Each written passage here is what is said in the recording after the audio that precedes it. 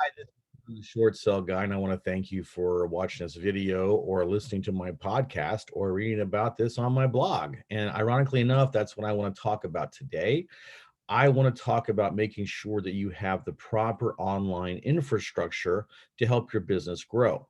Now, full disclosure here and a full confession, I was a caveman when it came to my business. Even as recently as 3 years ago, I never had a website. Now, isn't that crazy? I am one of the best short sale investors in the country. I have done so many short sales, helped so many homeowners get their properties out from under a foreclosure and get them, get their house sold and salvage their credit and all these wonderful things you can do as a short sale investor. Never had a website. And it is crazy because I always directly contacted people in foreclosure. I didn't feel I needed I didn't feel like I needed a website.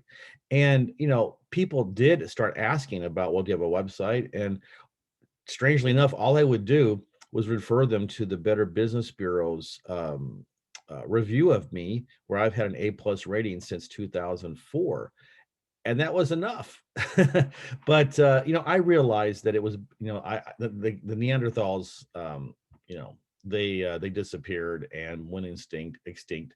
So I knew that if, sooner or later I had to do this, and so I started making baby steps towards it and so forth. And let me tell you, thank goodness I did, because when the foreclosure moratorium hit well, all over the country, but especially here in Florida where I've been specializing, it would have killed my business if I did not have an online presence and I had not been able to develop a vast network of referral partners and referral sources to be able to get me houses when I could not go straight to the source, which for my business has been the local clerk of the courts in the counties where we work, because they were shut down. And even though the uh, Governor DeSantis in September of 2020, even though he lifted that, the vast majority of foreclosures have not been filed because of the federal government's decision to not lift the foreclosure moratorium.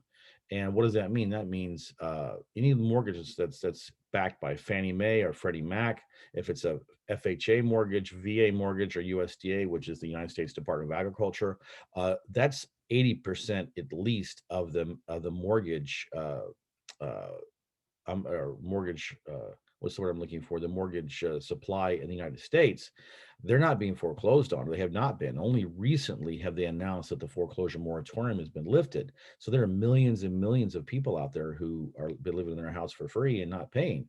So that's going to start ramping up here in the next 4 to 6 months.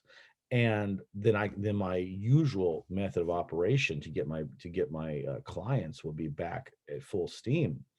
But if I did not have my referral sources in place and I did not have, other people sending me deals, I wouldn't have survived. I would have gone under. And why is that so important? Well, I mean, why is an online infrastructure so important? Well, because these people would not have known who I was. I would have had zero credibility with them. I would have just been some guy without a website.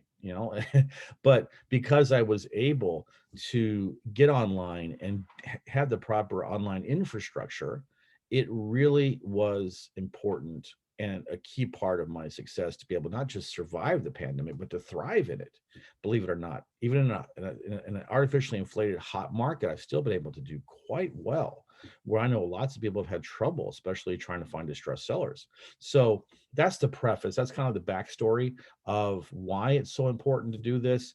And let's get into the nuts and bolts of how. So I have what I call the Mount Rushmore of your online infrastructure. And by no means does this count. This is not all encompassing. For example, I'm not going to talk about social media, which is almost as important. Social media is its own different category. Okay. I'm just talking about what we can do here on for our online infrastructure to get content out there about who we are and what we're doing.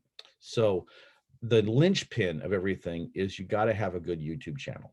Okay. So I'm going to go in and I'm going to share my screen. I'm going to show you my YouTube channel. Now, I don't make any claims that it's the best YouTube channel out there, but it's good enough. Okay.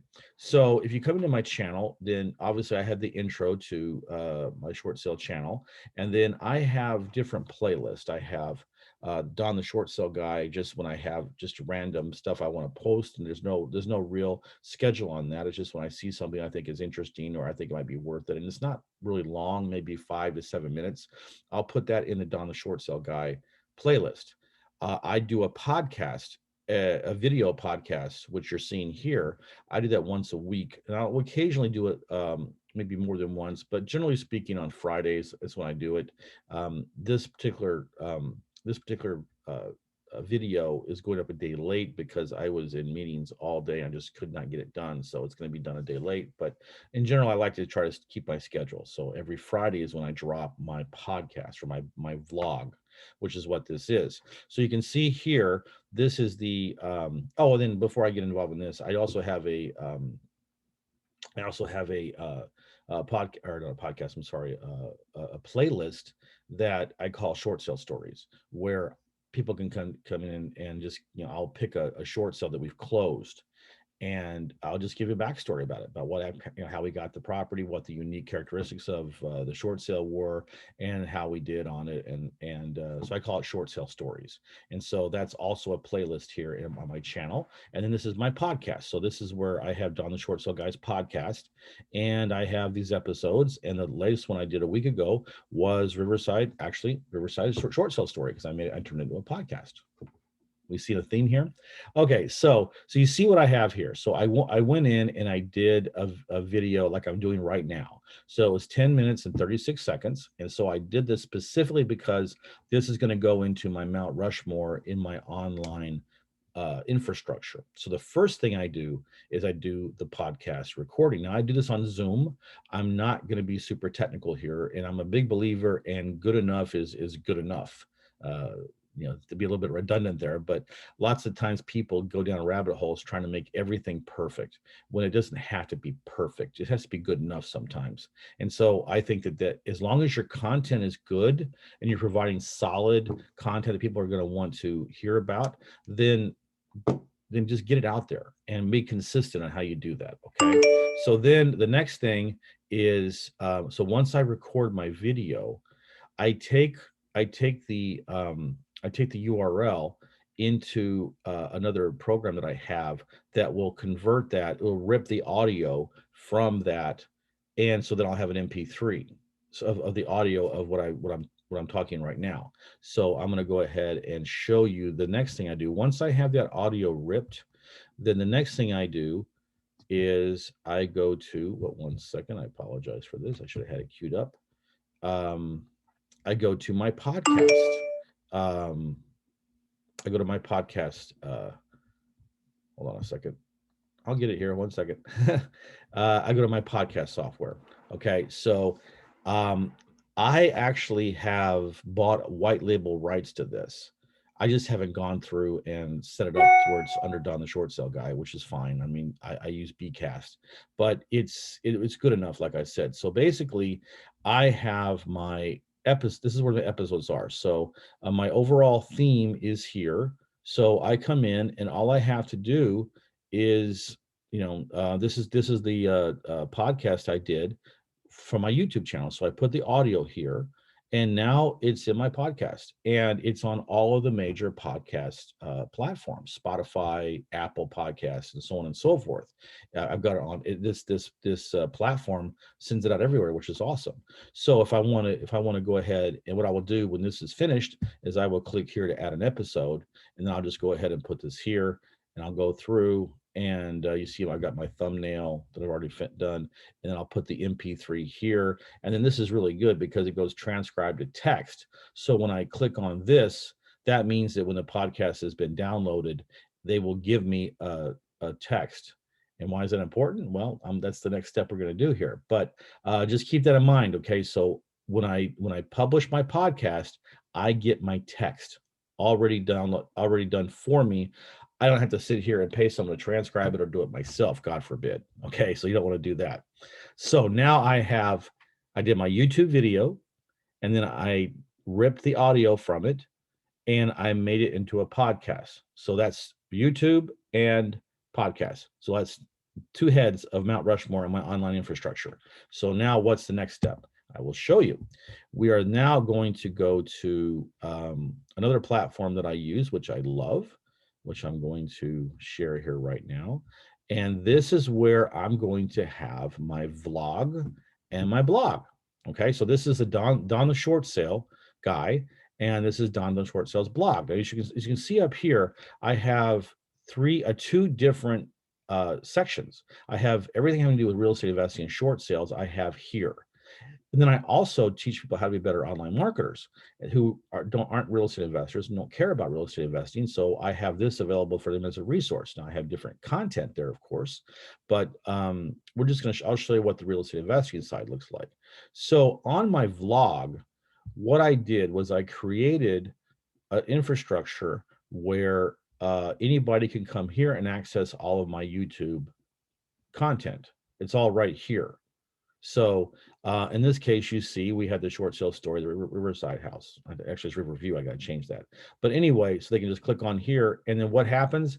They click on here. It goes back to my YouTube channel. So they're going back and forth between each other. So we're bringing content from multiple sources to YouTube and vice versa, which really helps on our SEO and helps on getting us ranked higher.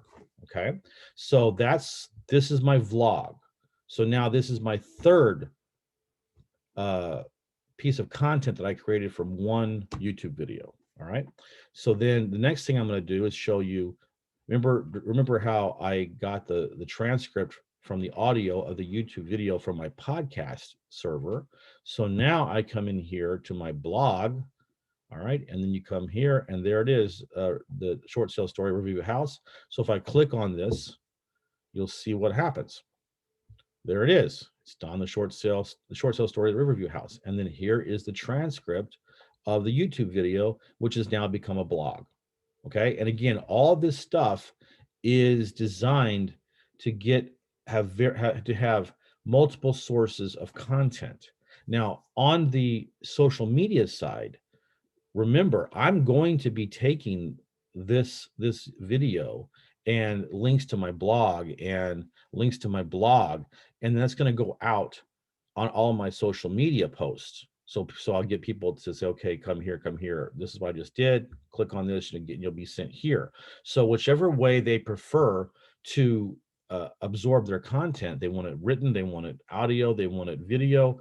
They have two options for the video: YouTube channel or my vlog. It doesn't matter. Then again, the social media is driving traffic to these content providers for me. All right. And then finally, I'm building a really nice list of real estate investors and wholesalers. And that's just real estate side. Of course, I have my own online marketing people that have nothing to do with real estate. I'm building that list as well. So whenever I do I send out an email to people I know, hey, I just dropped my blog, or I just, my new podcast or new vlog or whatever. It's here. Here are the links. And I give them all four, so they can just click on those as well. So again, another source of clicks, of people coming to look at my content. So this is, in a nutshell, how it works. So it's so important that you set up the correct online infrastructure for you to be able to succeed and get your brand out there. And you see, everything is branded towards Don the Short Sale Guy. Everything I do is Don the Short Sale Guy. I wanted to be in their head. Why? Because when a real estate investor, a real estate agent, a mortgage broker, a wholesaler, whenever they come up against come upon a homeowner that is upside down, underwater, has negative equity, owes more than what the house is worth, whatever jargon you use in your business, I want them to think of Don the Short Sale Guy and send it to me so we can do a joint venture and we can all make money. And that's why I can get, for me, the biggest secret I learned when I got into online marketing was not that distressed homeowners were going to find me, and some do, but that's not the real source. The source is other people, that I can leverage other people's marketing, their marketing dollars or marketing efforts to find distressed sellers. So that way, when they find a underwater house or a house with negative equity, they will know they can come to me and we can do a short sale for them, and joint venture with them, and then we all make money. Therefore, I'm not having to spend money on my marketing to talk to them. They're coming to me. And how they finding me? They're finding me through my online infrastructure. That's how it works. So if please subscribe to my YouTube channel, my blog. Please visit my I should say my podcast. Visit my blog and my vlog and consume the content. I think you'll find there's lots of value there. And I just want to thank you again for finding me. And if you find these kind of deals, let's get together and let's make money. And thanks a lot. I'll see you next week.